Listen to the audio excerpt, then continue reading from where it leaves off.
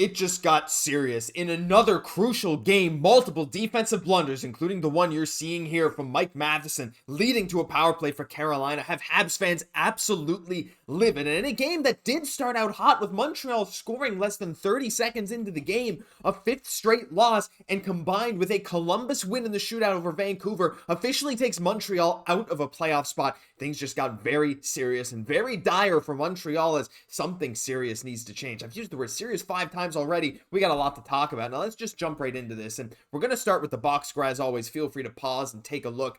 I know we all want to talk about Mike Matheson, okay? There's some other things I want to mention first, because as you know, we're positive on this channel. We like to look at the positive side. There's not much to come out of tonight, but I want to highlight a few things, because number one, Kaiden Guhle officially made his return today. That was the big story, and honestly, in limited minutes, I thought he played pretty well. And to be fair, limited for him is 19 minutes a game, because this guy's out there getting 21, 22 when he's fully healthy. Getting 19 minutes was good, as the Habs went with 7 defensemen tonight. Arber Xhekaj getting less than 4 minutes of ice time, and arguably contributed to one of Carolina's goals, as he just decided to skate himself out of the play on a 2-on-1 rush. There was a lot of mistakes from Montreal's defense tonight, but Kaiden Guhle's presence, it was felt. He had 4 hits. Mind you, him and Struble both had 4 hits. The only other defenseman to get a hit tonight was Xhekaj. Heineman had 4 hits. He was starting to play his physical game as well.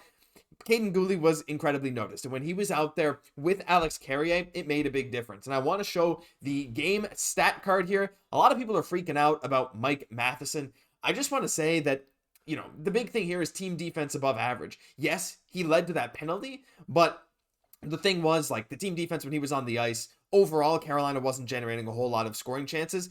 Take that for what you will, and all the same, like, realistically, Montreal's highest score was 2, and there's a decent amount of error on these things as well. So he could be second, he could be down to 5th, but look, there were some good players here tonight. Xhekaj right at the bottom, and only his 4 minutes of play was quite negative. Newhook down there as well, which kind of surprised me a little bit, to be honest. Guhle and Struble and Hudson all kind of bunched together, with the team offense being low, but that's the problem. Montreal's team offense they're anemic once again, and I don't really know what's happening here. We managed, 14, 15 shots on goal? We can count them here. 1, 2, 3, 4, 5, 6, 7, 10, 14, 15 shots on goal. Quick math for you. But 15 shots on goal against Carolina is ridiculous. And look, yes, we got this one early. I thought this was going to be the big momentum thing for Montreal. But in just a few seconds after that, the Hurricanes came right back and scored another goal. There were so many mistakes defensively. Montreal could not get into the zone. Carolina was incredibly aggressive, not letting Montreal get to absolutely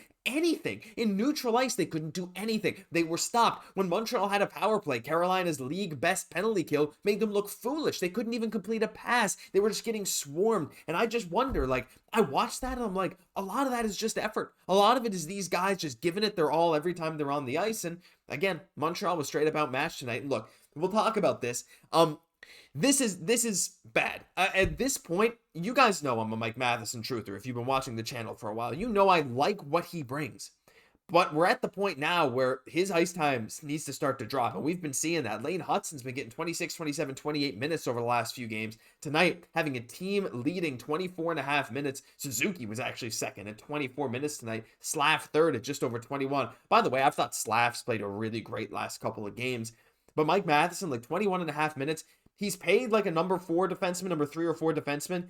And I think at this point, with Guhle back, we might just have to start to see him playing less. I like Matheson. I think he can bring a lot to the team.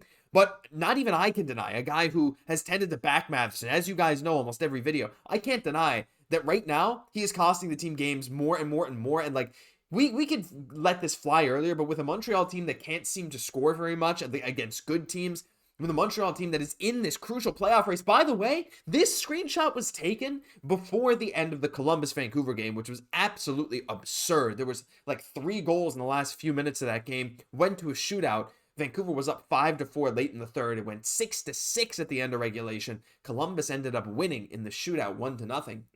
So what does that mean? It means that Columbus officially jumps ahead of Montreal, as they now also have 75 points, but with 1 game in hand. And Montreal, they're clinging right now. I think that's how the tiebreaker works. I think the higher points percentage gets in for now. I don't know if it's team-to-team tiebreaker. If that's the case, I'm not actually sure who has first. But regardless, Columbus has the same amount of points as Montreal with a game in hand. We can't afford this right now. 5 straight losses. 5 straight losses, 2 in overtime, the last 3 in regulation. Vancouver was doing more than any other team to help Montreal make the playoffs. Right now, look, that's it. Like, Montreal's losing to good teams like Carolina, that streaking St. Louis Blues team that's won 8 in a row. But even tonight, the New York Rangers play, and if they win, they can even move ahead of Montreal in points. Yes, with the game in hand. So right now, looking at this team, it's getting a bit nerve-wracking, and something serious needs to change. I don't know what it is. I mean, bringing Kaiden Guhle and going 11-7 and pulling Joshua Roy, not sure I'm a huge fan of that move, and honestly, I don't think Joshua Roy is the culprit of this, but the offense did not look good with the 11 forwards tonight. Newhook generated some great chances again, but again, we had a Suzuki breakaway, he didn't score. Newhook breakaway, he didn't score. Josh Anderson, partial breakaway, he didn't score. Brendan Gallagher, wide open shot on the breakaway, didn't score. Even Newhook had another rush where it was a 2-on-1 and an open shot, he didn't score. We can't score even when we get the opportunity, and I feel like Montreal must lead the league in missed nets, because it is honestly insane watching this team miss the net as much as they do with how many prime opportunities they have. But we're not going to let that put a damper on the mood tonight, because there is some good stuff as the Laval Rocket, with their big win 4-1 against the Toronto Marlies, have officially clinched a playoff spot, and they have been absolutely rolling. We had 2 goals from Alex Barré-Boulet, including the shootout, or not the shootout, the empty netter at the end of the game to seal it. Florian Xhekaj also getting on the board, and I think it was William Trudeau, the other one. I could be wrong. Maybe it was Xavier Simoneau. Not sure. But Florian Xhekaj got another goal. I think he's up to 19 now this season. But the big star for Laval recently, and the guy who showed up big tonight again. Now, these stats are not updated for tonight's game, but now he is 17 2-1 since being sent down from Montreal. That's Cayden Primeau. 2.13 GAA, which has again gone down after allowing only 1 goal against the Marlies. 916 save percentage, which, spoiler, has gone up tonight again after only giving up 1 goal. I believe it's gone up. If not, it stayed about the same. I don't remember how many shots the Marlies had, but still, he has been unbelievable. Am I saying call him up? No, I don't think that's the right decision. But what I do think is that he, at this point, has earned himself another contract. Don't forget, he's an RFA after this season. We have to sign him. Cayden Primeau has been rolling right now. And look, Montreal's goaltending has been not great. It's really not been amazing. But at the same time, over the last few games, it's hard to blame the goalies on every shot. Monty gave up a few soft ones. Dobeš was left hung out to dry. And same thing tonight, Monty was left hung out to dry. But to know that Laval is rolling, to get guys like Florian getting goals, to get some other guys really chipping in right now, this winning culture down there, Owen Beck playing again, Adam Engstrom has been amazing, Logan Mailloux, and then the goalie situation's great. Pascal Vincent has done such an amazing job, and you gotta wonder, like, Joshua Roy, I imagine he's going to go back down by the time the playoffs come around, but what are Montreal's other options at forward at this point? If you take Joshua out of the lineup, you could run the 11-7 like they did tonight for the rest of the year, but it definitely didn't work tonight. I don't want to blame the 11-7 system. I think it was just Montreal straight up being outmatched, but I don't know. Do you play Michael Pezzetta? I don't think that's what the team's going to want to do, but look, we're still there. We're still in it. We're still in it right now. Again, Columbus now having the higher points percentage with the same amount of points, and the New York Rangers having an opportunity later tonight to actually claw ahead of Montreal. It's getting tight.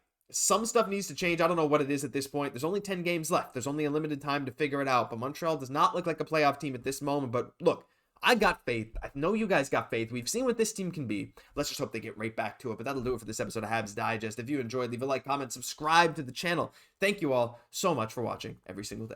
I've been your host, Josh Gosse, and I'll catch you in the next one.